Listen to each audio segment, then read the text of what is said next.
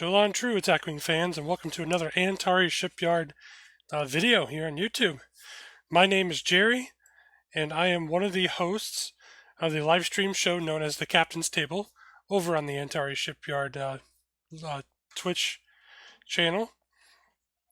You'll find that link in the description below. And this video is going to be a little snippet from the Captain's Table. I'm going back and re-editing these videos and making them a little bit shorter in groupings. So if you're unfamiliar with the Captain's Table, what it is myself and my co-hosts, David Montgomery from the Shipyard here on YouTube and the Fremont Reformation League. And then our other permanent co-host is James Sonis, also from Fremont. You can find him out there in the community at large. And then we generally bring in a special guest from the Attack Wing community to host a roundtable discussion around a faction pack or a topic of our picking. In this episode, it's going to center around the first episode of the Captain's Table we did. I have edited it down to just including all the captains and us talking about the captains. So we're going to take a deep dive into the captains that come in the Blood Oath Faction Pack. That's the newest Klingon Faction Pack that WizKids has released. And what we're attempting to do is find some of the best combos for the cards, the card strengths, the weaknesses, and generally where the card fits in the game today, where we might see it show up. And we don't just take into account competitive play. We look at OP play. We look at at-home scenario play. Not every card is super strong, but not every card is bad. That's kind of one of our mottos at the Captain's Table. So, again, this video is concentrating on just the captains from the Blood Oath. I will put the timestamps in the description below as well, so you guys can quickly jump to the captain that you want to see. If you do like this content, please consider giving the video a thumbs up, leaving me a comment. Don't forget to hit the subscribe button on your way through. That way you receive more of our subspace communications from the Antares Shipyard. And I hope you guys enjoy our discussion about the captains that came in the Blood Oath Faction Pack. Thank you. Live long and prosper. It for the ships. So we are now moving into captain territory. And the first captain on the list is Koloth. So we got Koloth. When an opposing ship within range performs a maneuver, range 1 to 2, place 2 time tokens on this card and perform a maneuver on the ship's dial with a speed of 2. He is a skill 7 with an elite talent slot, cost 4 points. So let's... I'm going to throw it over to you, David. I'm going to take a second to read the card again in my head. Okay. This is one that, I mean, okay, it fits into the now you see me, now you don't fleet. All those things we were talking about with extra movement, it just works. So you want to do 2 straight, 2 bank, 2 turn, got it. If your ship happened to have a 2 come about, this would work. In fact, that might be where Koloth is the best, is on those. I'm not even sure what ship that can has a 2 come about, but I know there's at least one out there. I want to think the NX has it, but my memory could be failing me. Yeah. What ship did you say? I want to say it's the NX, the Enterprise NX. Yeah. Has it come about? It does. Yep. Now, I'm not saying that's where Koloth is the best, but it's in terms of maneuverability, that's a pretty sweet option. Yeah. I think you're right. I think he goes on a ship that's going to be like you said. He fits into that fleet mold of just move around the board Mhm. and maybe you get into range, or maybe you get out of range of somebody. You get out of arc, get into arc.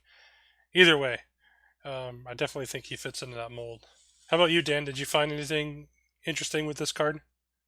I was thinking what David was talking about with the cogs, but I also think we need to couple this with any card that will reduce the number of time tokens that you place on a card. And that way you can continue to do this every turn if you need to. Oh, that's true. That is true. I think. Let me. Because I don't have. Let me just pull her. Because I plan on Well, going over. I plan on Esri, going. Yeah, I plan on going over the Federation stuff in a yeah, later episode. But. Mhm. Or at least we can at if. least. I can at least take a look and see if she works. Yeah. While you do, I think there's one other thing that would help. I think Koloth is better if his skill is lowered so that he moves first Mm, and then can activate his ability off of captains that would move Mm. after him so that you can react with that adjustment move to what other people are doing. So even throwing on something like Admiral Q to drop a captain skill by one, that can make a big difference because there's a ton of skill 6 captains. Skill 7 starting to look a little more specialized. Or yeah. Gorn Ale. That can work too. Yeah, that'll definitely work. Yeah. I think David's onto something with that. I will say, in a competitive space, um, we're looking at people who are running skill, the higher skilled captains already, higher than 7. Because I keep running, and it's just the way that I build. I keep running captain skills that are 7 or 8s, and I'm finding that it's not quite enough. The higher I climb up the rungs there, because everyone's running skill 9 captains with a skill booster on top of it. Um, so in some sense, Koloth could still do that at skill 7. Um, but I think you're right. I think the lower his skill goes, the more he benefits. I do think there's a correlation there. Okay, so and just to clarify, Esri does work with this card, so it would place one fewer time token on it. So really, he'd be able to do this every turn if he needed to. All right, so the next captain on the list, we're talking the Albino, and his text is very very small, but he's got 3 separate abilities going on here. Um, Skill 7, Elite Talent Holder, Klingon Independent, 4 points. When attacking a Klingon ship or a ship with a Klingon captain equipped, roll +1 attack die. When attacking, once per game, if sorry, once per game, if this attack hits, discard 1 crew upgrade equipped to the defending ship. Activation phase. Once per game, this ship may activate last. Okay, so there's a lot to digest with the Albino, I think. The activating last is interesting. I think it runs into some issues. I think there other cards. You can correct me if I'm wrong, Dave, but I think there are other cards that also do that. So I think it's going to come up to initiative on that one. Really, whoever has initiative is going to be that one who activates last. Truly. So I don't see why you would use that ability outside of your initiative. When attacking, discard a card. So he's got a ganking ability, which to me screams, he killed the firstborn son of each of the Dahar masters, so that's kind of what that does. And then I think the first ability is the one that I like the best, and that's so it could pair with the Kaskari. Um, but yeah, what did you think of this card, Dan? I found it very situational And in my own experience, when I try to run cards that are very situational, I usually get burned by doing that. I hardly ever find that I'm able to do what the card says it can do. I like the +1 attack die, but for the other two, I just thought it was too situational for me. Maybe you guys can help me see where it would be more universal, but they're both what, discards, right? Or once per game, so very situational. Yeah. Yeah, I agree with that. I like the roll +1 attack die, but the other two abilities are very, as you said, situational. For the captain skill, I don't know if it's really going to matter. How about you, Dave? What did you think of this card? So the first thing that sprung to mind with the if it hits discard a crew is put on Elam Garrick the 1-point crew that says one attack die or maybe it's one hit cannot be canceled. Oh, When you share a faction of the ship, or I forget the exact wording, but no, I think there's some that's close enough. sharing of factions and stuff. But that gives a little combo in there to at least hopefully let him sneak an attack die through, and that way you can discard a crew early. That's a good point. Yeah. I think you're right with Elam's text. I'm working on getting the card pulled from the pack now. Yeah. When attacking, if the defending ship shares a faction with this ship or this card, one hit or one crit cannot be canceled. Yeah, I mean, and honestly, who's not running captured? You know, if we're talking straight up competitive play, who's not running captured or Calvin Hudson? Yeah. So now that lets you get in to, well, if you put this on your Klingon independent ship, you've got Klingon independent and Dominion covered. Yeah. So, okay, you're fed pure, I guess. But so I'm not going to say it's perfect, but it's a nice combo there to hopefully sneak something through. Yeah, I can see where that. I can see where that's a good combo. I didn't even think of that. And it's 1 point, one extra point for a risk there. Yeah, Garrick's that card I find myself going to a little more frequently just because I want to do something. Yeah, and I think it was season 1 of the Fremont Reformation League. Jed Ironheart actually had Elam Garrick in his fleet in the TNG division, and it actually did its job fairly well. He had him on a Federation ship. I think it was the Sutherland. But yeah, he did his job very well. Because he was able to get that one hit, or pick that one crit, really, and that one crit can't be canceled. So yeah, that's an interesting combo. I like that.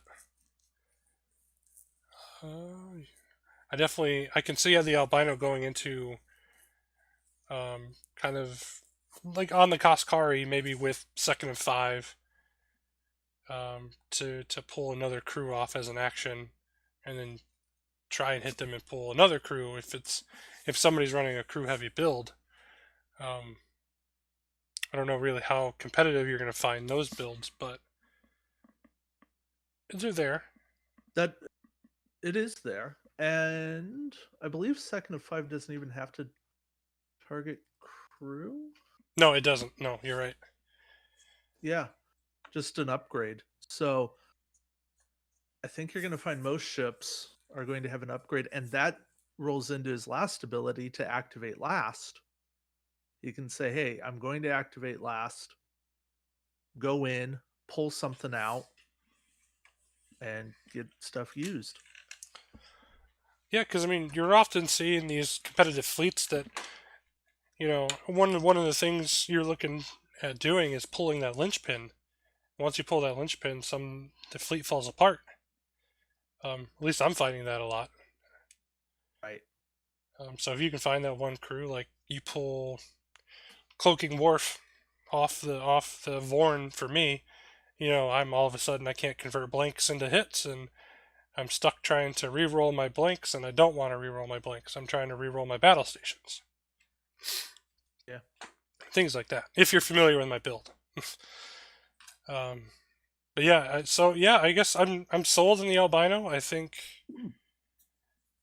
he's got a place. I don't know if he's super competitive, but I think he's got a place in a fleet flavor towards ganking of everything. All right, let's move on.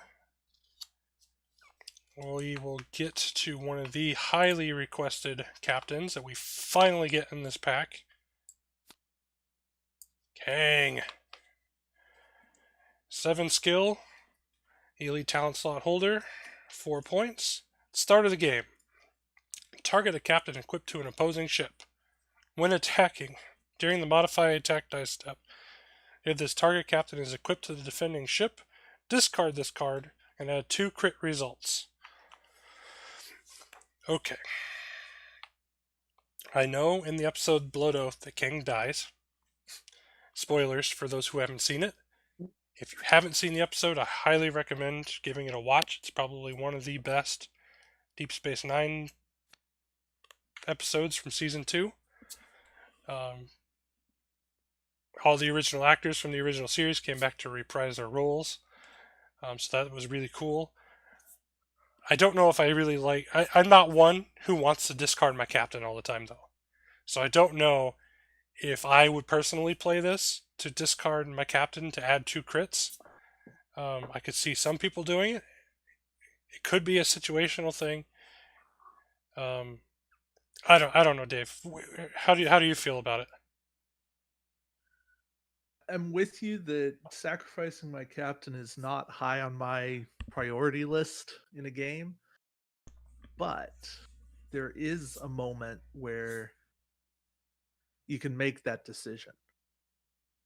Oh, It's if you can get a kill, and I've said it a lot of times, the best condition you can inflict on your opponent is dead. yeah. So yeah, maybe you have to tie a hand behind your back, but then they're dead. And you know what? I'll play with one hand behind my back if you're playing with one ship not on the board. Okay. Yeah, I mean that makes sense to me. It's a risk. It's a big risk. But maybe you've come in with a ship, hit them with projected stasis field, and now you can take them out. And you get to wait. You get to make this decision at modify attack dice step. You already know what you've rolled. You don't know what they've rolled yet, but you can add 2 crits in. You can add other stuff in. If you've got like Kunivas, you can add another hit. There's lots you can do to keep piling on and maybe even one-shot them. Interesting. So it's a risk, but I mean, I think Kang might even be at the heart of an alpha strike. Okay, yeah. I think I can see that. I can kind of visualize that. Still a little scared because you're discarding a captain, but I do see the situation where you would want to do that. Oh yeah. Oh, don't get me wrong. It scares me. it is a bold strategy. Well, history favors the bold. Oh, true. So I was seeing this as a late game strategy, but you're saying, David, it could be earlier in the game? It could be an early game strategy. It could also be a last ditch effort of, well, I'm probably going to die the next time I get shot. I might as well lose my captain and do something good with it. Okay. I hadn't thought of that because losing a captain is scary. Yeah. But there are some of those. There's a couple of crew upgrades. I know there's one in this pack later, but there's also a skill boost wharf that'll take over when your captain's true. discarded, and then you still got a captain at a decent skill level. But again, skill 7 something, maybe it doesn't even matter. Maybe the difference between skill 1 and skill 7 is non-existent, and you're already moving first and shooting last. And Kang has no effect other than this ability to discard himself and get 2 crits.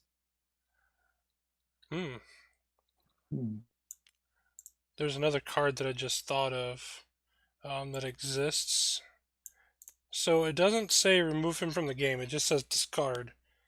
So that, reading that now makes me think of, try and get him pulled up here. Lenalis? Okay. So maybe you protect your captain from getting discarded. You discard Lenalis, and then you get a second Kang out of it. Okay. I can be on board with that. That's interesting. Yeah, I didn't think of it till just now, which is great. That's the point of this show. That's but yeah, I see a lot of opportunities with that combo. Yeah. I think Kang with Lenalis could be a good combo, especially if somebody's running the Sutherland. If they're running a Sutherland shield adaptation combo, where it's pulling your primary weapon value down by 2, all of a sudden you can discard Lenalis to use Kang's ability to add 2 crit results to that attack roll. And on top of that, the Sutherland cannot cancel those crit results, because it can only cancel 1 hit result. So you're at least doing some kind of damage. And then you can do your skill boost wharf on. I think if you're going to run the Lenalis, you're going to have another crew. Whatever ship you put Kang on, it's going to have 2 crew slots, so you can run, say, your skill boost wharf, so you still have that 5 skill captain coming in. But really, you could get 4 hits in on a Sutherland doing that. Do you guys think you need to boost captain skill to make this even more effective? Or do you think a 7 is fine?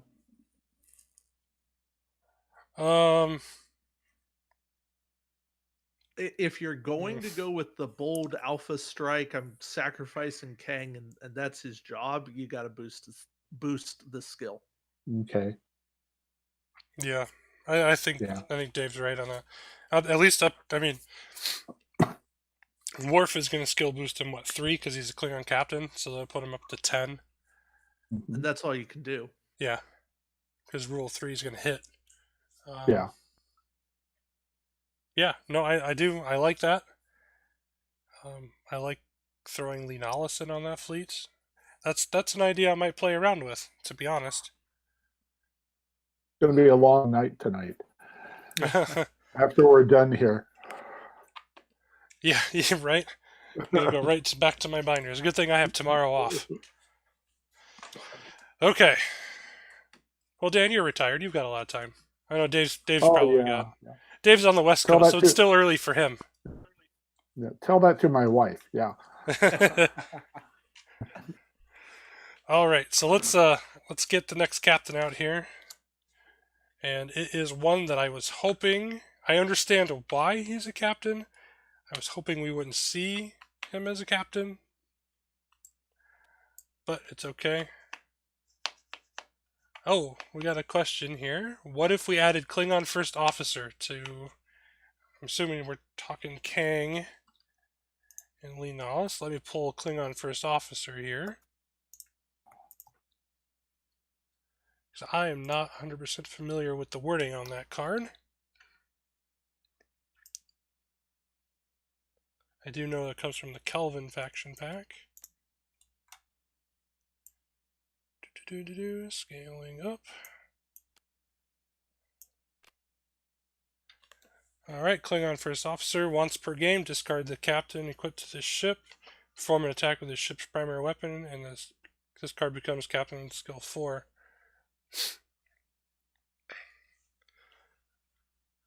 So, what do you guys think of pairing Kang with the Klingon First Officer? I'm torn because I'm losing those 2 crit conversions, Uh-huh. but I like getting the attack in the end phase. I feel like Klingon First Officer just works better with a different captain. Well, would it work with if we were like I was talking about, where we have the 2 crew slots, whatever ship they're equipped to, and Lee Nollis is the one that gets discarded, and you've got the primary and the 2 crit results, and then Kang's Mhm. still around. That would work. Hold on. Yeah, I don't know if there's a ruling Attacking. on it because this card's supposed to become the captain.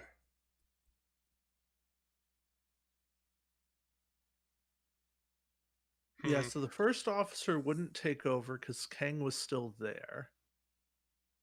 You couldn't then do it again because it's a once per game. Right. And it wouldn't take over when Kang is then gone. Right. So you'd have to Kang on a, say, a normal attack in the attacking phase, combat phase. Then the next time, or in the end phase, after you use Lee Nollis, you could First Officer discard Kang. Hmm. You wouldn't have those 2 crits, but you'd still get that second attack. Yeah, so change the order of operations in my mind, is what you're saying. Yeah. Got you. So that could work. That's definitely an option. It works. I feel like it's just not as efficient as it could be. Yeah. No. So really. But again, it's a nice idea, and that's what we're here to do. We're here to explore those ideas and say, well, does that work? Yeah. So we got another one. They don't.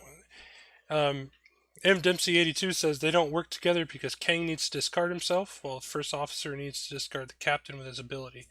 Right. So what we're thinking is, let's do this. We have Kang, so we attack with Kang. We use Kang's ability, and we discard Lee Nollis the first turn. The second turn we come back. We can use Klingon Officer. We can use Klingon First Officer in the end phase to then discard Kang, and get a second primary weapon attack. You just wouldn't get the benefit of adding the 2 crit results. Yeah. Okay. So, all right, there we go. All right, so let's move on to the next captain again. Oh, that's true. That's true.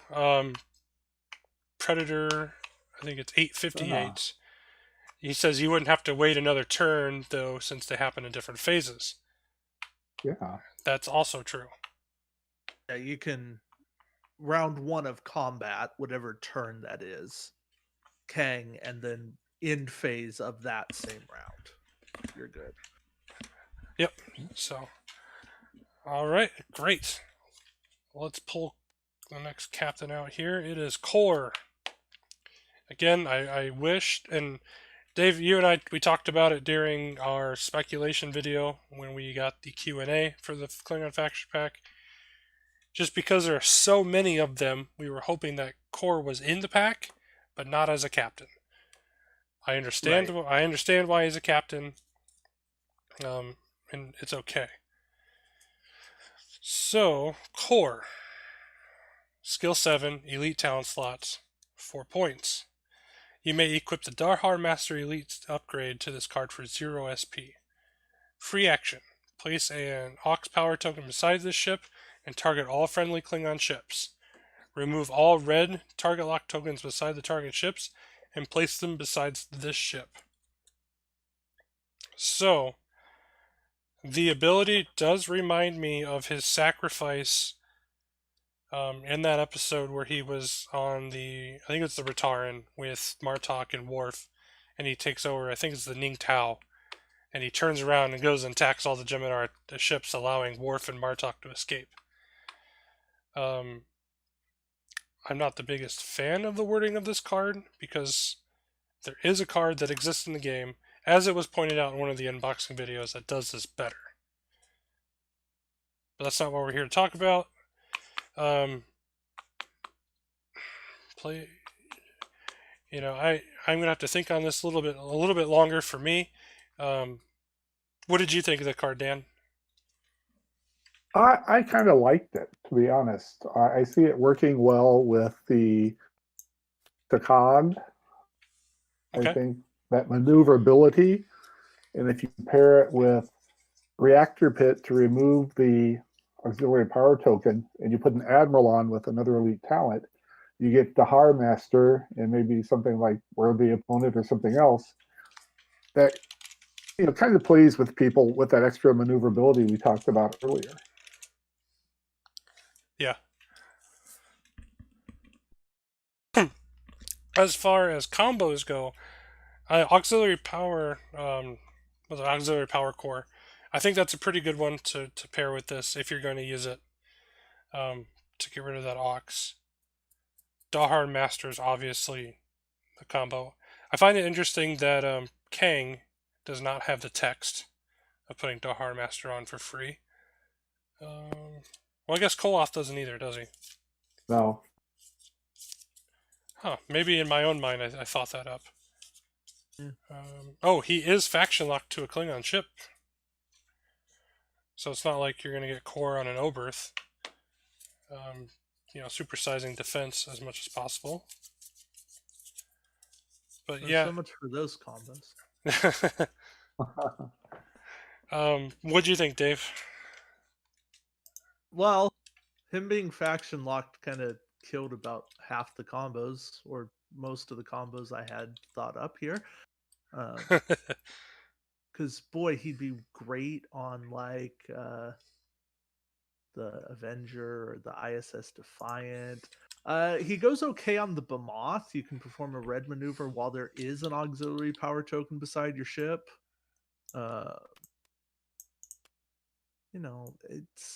You're looking for passive abilities so that all of those aux power tokens don't actually slow you down. He'd even be okay on like Chang's Bird of Prey. That way you can have the torpedoes, the time token torpedoes. You keep your cloak.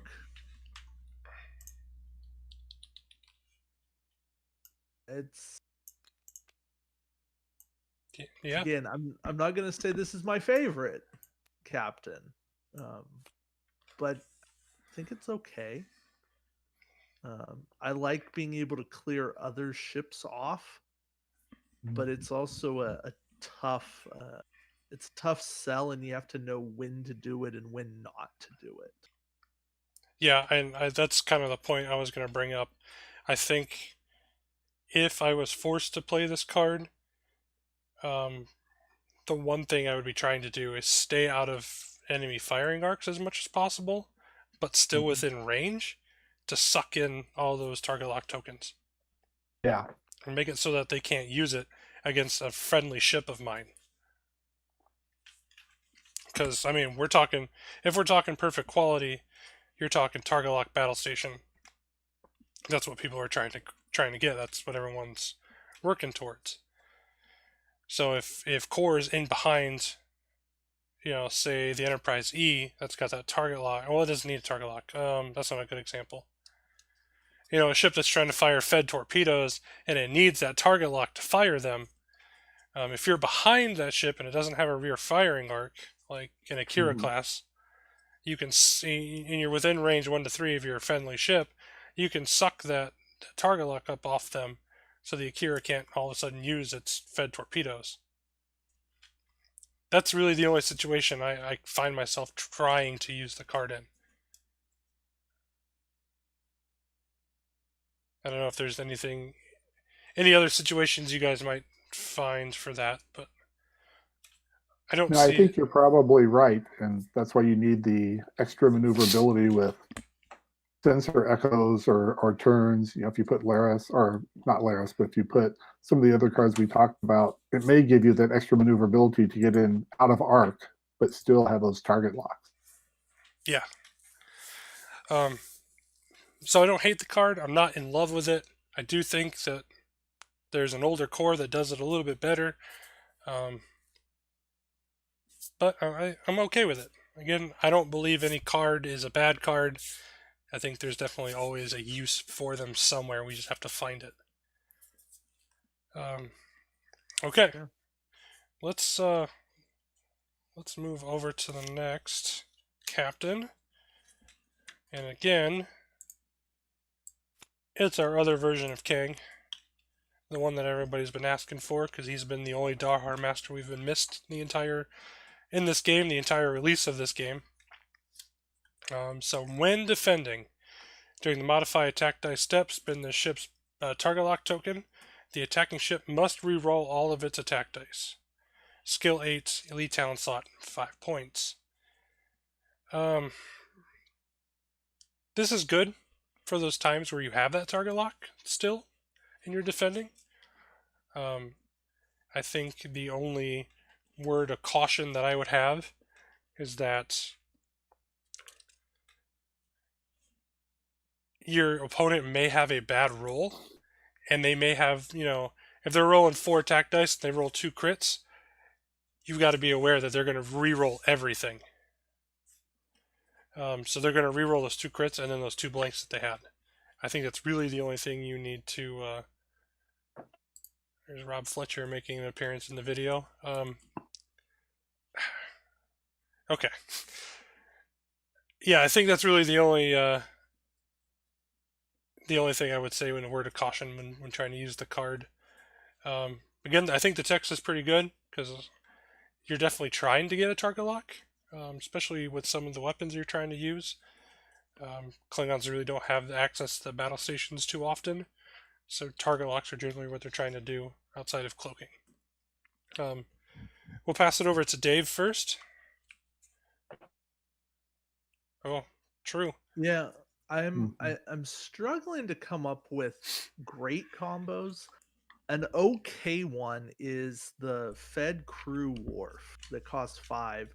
When defending, you may disable this card. If you do so, the attacking ship rolls 1 fewer attack die and cannot spend battle stations or target lock tokens to modify its attack roll. So yes, even though you're giving them the reroll, now they can't modify it in any way, and that could be something that's helpful.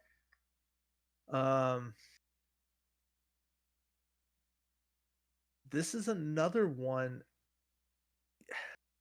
It's weird to have another use for a target lock because it's a persisting token, and I like it, but I also it feels unnatural to me to use a target lock in this defensive way.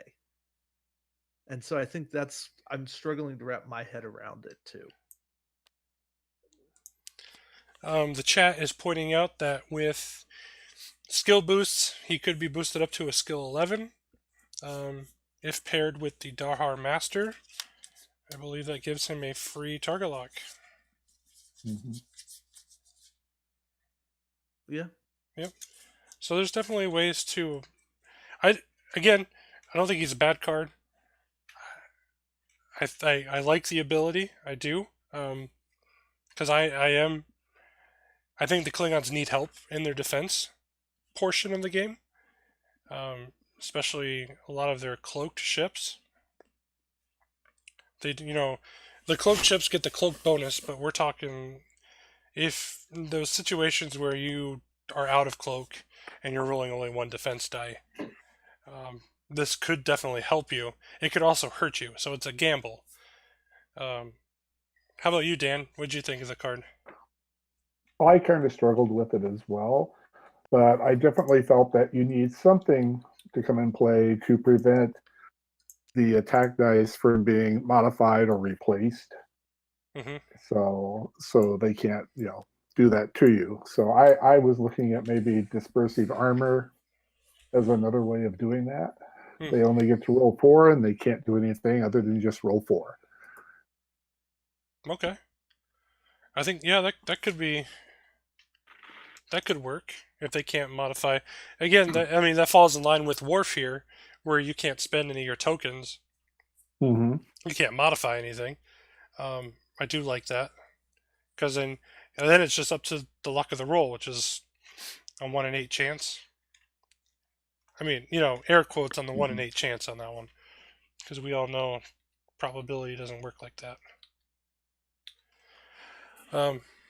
Yeah, I think those are all good uses. I struggled to find a combo myself, but I do like that this Worth from the Hathaway. I think the right action if you're playing this card is making sure that your opponent can't spend their tokens and they can't modify their attack dice beyond what you already have done.